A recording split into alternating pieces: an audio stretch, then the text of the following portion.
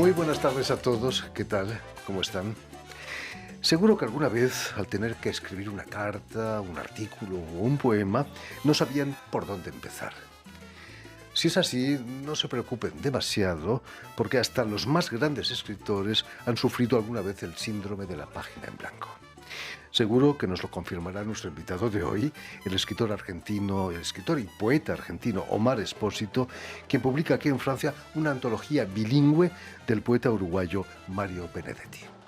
Papel en blanco. Miré el papel en blanco. Yo tenía palabras y palabras y palabras, pero ninguna de ellas me servía. Probé con vendaval, arroyo, tedio, vislumbre, maderamen, injusticia, besos de lengua, árbol, hemorragia, memoria, cueva, patriarcado, hambruna. Palabras que otras veces me sirvieron para encender el fuego o apagarlo. Tuve que descansar de tanta búsqueda, la mente en blanco y el papel sin nada. Afuera, muy afuera, sonó un piano y después un violín. ¡Qué maravilla! Sentí en el corazón una puntada y era un dolor dulcísimo, una Pascua. Algo estaba cambiando en lo imposible. Desde el lacónico papel en blanco, una palabra, vida, me miraba. Muy buenas tardes, Omar Espósito. Sí. Bienvenido a Radio Francia Internacional. Muchas gracias y muchas gracias por esta invitación que me permite también presentar la antología. Es un placer estar aquí contigo. El placer es nuestro. ¿Has sufrido alguna vez, Omar, de ese síndrome de la hoja en blanco? No tanto porque tengo una manera de trabajar que en principio tengo una idea o una frase que a lo mejor la he anotado en la agenda o en cualquier otra parte. Entonces ya comienzo con eso, así que la página ya no está en blanco. Es hacer trampas eso, ¿no? No, es así como que siempre trabajo. No es que voy a escribir algo, pero todavía no sé qué es. En general siempre tengo algún, ¿cómo decirlo? Algún elemento que me permite arrancar, ¿no? Pero ¿has sentido en tu corazón esa puntada, ese dolor dulcísimo del que nos habla Mario Benedetti en su poema? Mario Benedetti era muy melancólico, yo no lo soy tanto, así que la punzada es, creo que siento otras sensaciones u otros sentimientos, ¿no? A veces cierta angustia, cierta impaciencia, cierta inseguridad o lo que sea, pero una puntada así en el corazón dolorosa, creo que no, pero es que no escribo como Mario Benedetti y, en fin, no escribo el mismo tipo de poesía. Por supuesto que no. Permíteme, Omar, que recuerde a nuestros oyentes que has nacido en Buenos Aires en 1956, pero que desde el 78 vives y trabajas aquí en Francia. Imagino que como Mario Benedetti, la dictadura militar te empujó a salir de tu país, ¿no? Sí, cuando el golpe de Estado de 1976 yo acababa de cumplir 20 años y mala época para un joven. Que además tenía en ese momento muchos amigos militantes, etcétera, y bueno, como había mucha violencia, entonces esto me impulsó a salir, pero también tenía ganas de viajar, o sea, y sobre todo de irme de ese lugar donde había tanta presión y tanta opresión, ¿no? ¿Realizaste estudios universitarios allí en Buenos Aires? Había comenzado, me había inscrito en la clase de historia de la Universidad de Mar del Plata en ese momento, pero cuando el golpe cerraron la universidad, que acababa de abrir además, porque el año lectivo comienza en marzo, y bueno, se cerró por un tiempo con bastante represión y ahí lo dejé. Y retomé mis estudios mucho más tarde aquí en Francia, en Grenoble, donde viví 7 años y donde realicé mis estudios aquí, que empecé de cero, ¿no? Llegas a Francia en el 78, eran los últimos años de la presidencia de Valéry Giscard d'Estaing. Giscard, sí. ¿Cómo te sentiste acogido? Hombre, aquello era un momento de gran, ¿cómo decirlo?, de gran actividad intelectual aquí. mucha generosidad, aparte del hecho de haberme inscrito en la universidad, fue algo que me hizo conocer cantidad de gente, así que fueron años bastante felices, esos primeros años en Grenoble. Después me vine a París en el 85. Ya estaba François Mitterrand como presidente, quizás mejoraron las cosas, ¿no? Quizás para los exiliados Sí, latinoamericanos. yo tengo una visión un poquito quizá más escéptica, porque creo que cuando hay mayor efervescencia es cuando hay resistencia a algo. Que cuando en ese momento ganó Mitterrand hubo un momento de gran exaltación, pero luego como que todo se normalizó y ya no había, vamos a decir, motivo para resistir. Así que pasó lo mismo, me imagino, en España cuando ganó Felipe González, como la cosa que se domesticó un poco, ¿no? Vázquez Montalbán, el escritor, decía que, contradiciendo a los nostálgicos que decían que con Franco se vivía mejor, él decía que contra Franco se vivía Sí, sí, mejor. me gusta la fórmula, sí. Aquí en Francia, Omar, vas a obtener la acreditación, lo que te va a permitir dar clases en la universidad. Es Sí, un poco la aristocracia de los profesores, no los agregados. sí, es el concurso de oposiciones más, vamos, más prestigioso aquí, que efectivamente en principio abre la puerta de la universidad si uno consigue una plaza. Pero tuve la suerte de conseguirla aquí en la Universidad de Paris-Est-Créteil, que antes se llamaba Paris 12. Y bueno, terminé mi carrera hace unos meses ahí, me jubilé este verano, el verano pasado, ya habiendo enseñado muchos años aquí, sí, O sea, que 40 eres años. profesor emérito ya. Bueno, tanto como mérito, no, no porque no continúo No. en la universidad, pero porque no hice demasiada investigación, me ocupé siempre de la traducción, de la producción literaria y no, no soy un verdadero investigador, digamos, universitario, no tengo ese título. Hablando de educación, en uno de tus últimos poemarios publicados aquí, en Argentina quizás, se llama Pase lo que pase. Pase lo que pase, lo tengo aquí, sí. Nos hablas de la educación religiosa y es la contraria, un erotismo desbordado y que nos ofrece una imagen un poco estilizada de la mujer, ¿no? Recuerdo un poema de Mario Benedetti que se llama Si Dios fuera mujer. Sí, lo tengo en la selección, lo puse. Es estilísticamente muy diferente seguro, pero ideológicamente estáis en la misma línea que Benedetti. Yo creo que la religión católica en todo caso no está reñida con la sensualidad. Creo que es una religión muy, bueno, una religión no, pero hay manifestaciones de esa religión muy sensuales, como por ejemplo, eh, no sé, Sí, los Santa místicos, Teresa Santa de Teresa de Jesús. Ávila, Juan de la Cruz, etcétera, son poetas profundamente sensuales, ¿no? Así que creo que no está reñido. Y Benedetti efectivamente lo sensualiza, sensualiza ese Dios femenino, ¿no? Maravilloso poema. Y yo también me meto un poco con la religión porque yo tuve una educación católica, ¿no? Porque la parte de mi escolarización la tuve hasta los 17 años en una escuela calasancia, en catalán justamente, de San José de Calasanz. Y bueno, tuve esa formación, ¿no? Hoy en día no soy muy religioso, pero siempre tengo ese sustrato cultural y también cierto cariño por esos lugares, las iglesias. Me gusta visitar las iglesias, no tengo esa vena anticlerical que es bastante común en España, ¿no? No, es importante esa cultura católica a pesar de la fe, la tengas o no, ¿no?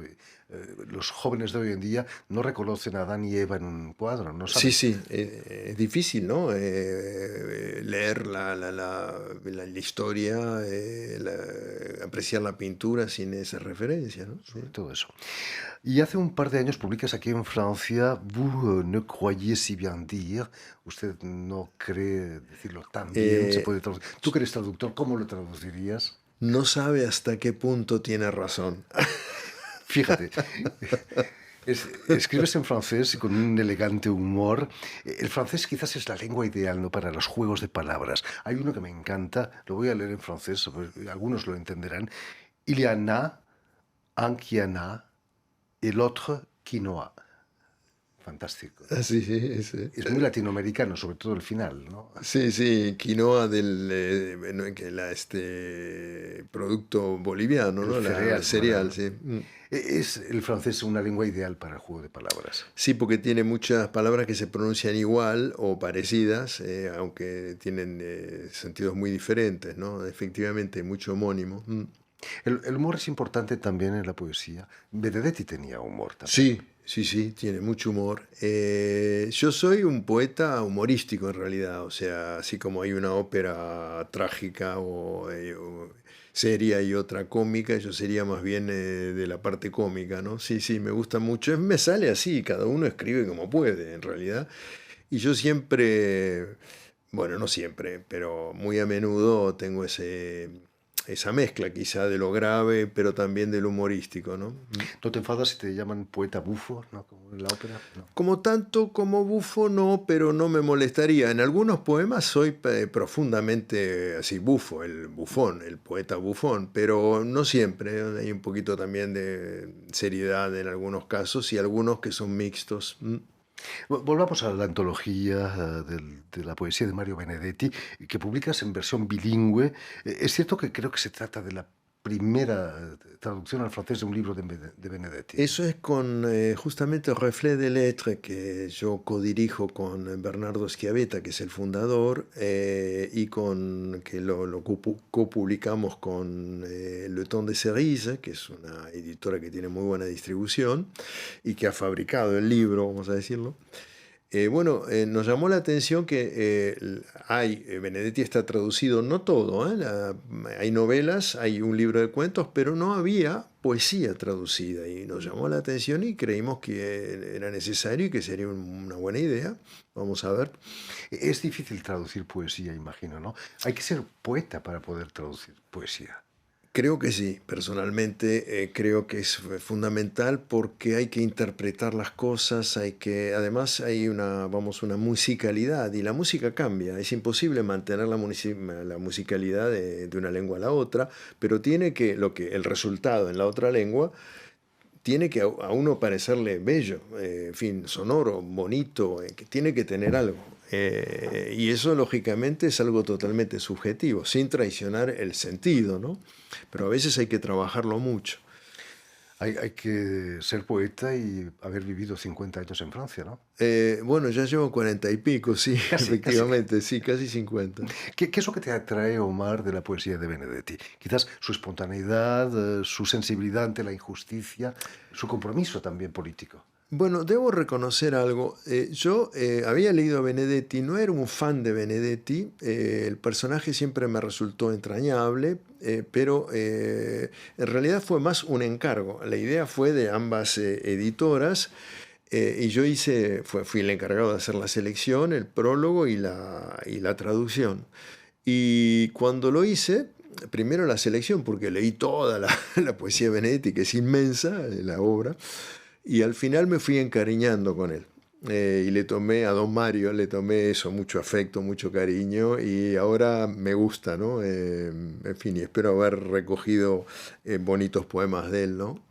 Quizás Mario Benedetti fue víctima de su éxito. A los críticos literarios no les gusta eso de la popularidad. Seguramente hay un poco de celos y también cierta posición de lo que es la poesía lírica o más críptica. Hay gente que dice que la poesía es, la exploración del enigma, de los silencios, etc. Mario Benedetti no era así, era el lenguaje popular, relativamente simple, no tan simple. La realidad, algo que pudiera ser leído por todo el mundo, y es uno de los poetas que más ha vendido. Y en mi prólogo comienzo diciendo que si uno le pregunta a los peatones, a cualquiera en la calle, en cualquier país hispanohablante, a ver, cíteme 3 poetas, seguro que Benedetti está en la terna. Porque incluso es popular y sobre todo popular en la gente que no suele leer poesía. Pero bueno, es ¿cómo decirlo? Un logro eso para un escritor. Lo mismo le pasó a Neruda, quizás, ¿no? Con sus 20 Neruda, poemas de amor y una canción desesperada. Sí, fue un bestseller, impresionante. Y bueno, eso es una suerte, yo creo, para un escritor, ¿no? Porque finalmente que tener tanto éxito no deja de ser una alegría, ¿no? Quizás el secreto es que tanto Neruda como Benedetti tenían el corazón en la mano, ¿no? Comunicaban cosas. Sí, Neruda es más, yo diría, creador en el sentido desde un punto de vista lingüístico, las metáforas, las imágenes. Benedetti no utiliza prácticamente metáforas ni imágenes así sorprendentes. Algunas sí, pero muy poco. Va con su lenguaje un poco llano, descriptivo, muy atado a la realidad y también política, aunque Neruda también lo ha hecho. Pero es cierto que ambos son de los más vendidos, ¿sí? Junto con quizá Ernesto Cardenal, en fin, hay pocos así que hayan vendido tanto, ¿eh? No me gustaría dejarte marchar, Omar, sin que nos propusieras algún pequeño poema de Benedetti, de tu antología. Sí, el poema del cual hablaba yo era Asunción de ti, se llama, ¿no? Que es uno de los poemas, uno de los primeros que él escribió en el año 1945. Mario Benedetti, Asunción de ti. Sí, Asunción de ti, pero no voy a leer ese, voy a leer uno que se llama Los espejos, las sombras, página 76 aquí, ¿no? Y es un poema muy largo que tiene 14 páginas. Exacto. No tenemos tiempo para eso. No, pero solo voy a leer porque es muy significativo esa militancia y de ese lenguaje directo, casi como una arenga política, ¿verdad? Los obreros no estaban en los poemas, pero a menudo estaban en las calles con su rojo proyecto y con su puño, sus alpargatas y su humor de lija y su beligerancia, su paz y su paciencia, sus cojones de clase, ¿qué clase de cojones? Sus ollas populares, su modestia y su orgullo que son casi lo mismo. Las muchachas que estaban en los poemas, los obreros que estaban en las manos, hoy están duros en la cárcel, firmes, como las 4 barras que interrumpen el cielo. Pero habrá otro tiempo, es claro que habrá otro, porque habrá otro tiempo porque el tiempo vuela. No importa que ellas y ellos no estén en el espejo, el tiempo volará, no como el cóndor, ni como el buitre, ni como el albatros, ni como el churrinche, ni como el venteveo. El tiempo volará como la historia, esa ave migratoria de alas fuertes que cuando llega es para quedarse. Fantástico. Ahí vemos el poeta Fantástico, que Mario. también sabe hacer algunos poemas después del derrumbe de la Unión Soviética, etc. La historia cambia, no toma el rumbo que él había esperado y él ahí se vuelve mucho más melancólico, más nostálgico, pero sin perder esa vena que tenía revolucionaria. En fin, pues ya lo saben, la antología poética de Mario Benedetti, en edición bilingüe, con traducción y selección de Omar Espósito, ha sido editada aquí en Francia por Reflet des Lettres, Reflejo de las Letras, y Temps de Cerise, que también es la editorial que tú co-diriges. Exacto. Muchísimas gracias, Omar Espósito, por haber estado con nosotros. Permíteme también que dé las gracias a Vanessa Loiseau y a Stephen Hesley, quienes se han ocupado hoy de la realización del programa, y también saludar a nuestros telespectadores, porque también los tenemos, que nos siguen en todo el continente americano, gracias a la cadena Unión Continental Latinoamérica, que precisamente transmite desde Montevideo, en Uruguay, y la red ZAL, que reúne televisoras y públicas y universitarias también de América Latina. Pues bien, gracias a ti. Gracias. Y a ustedes, muchísimas gracias también por su atención y les damos cita para una nueva edición de El Invitado de Radio Francia Internacional.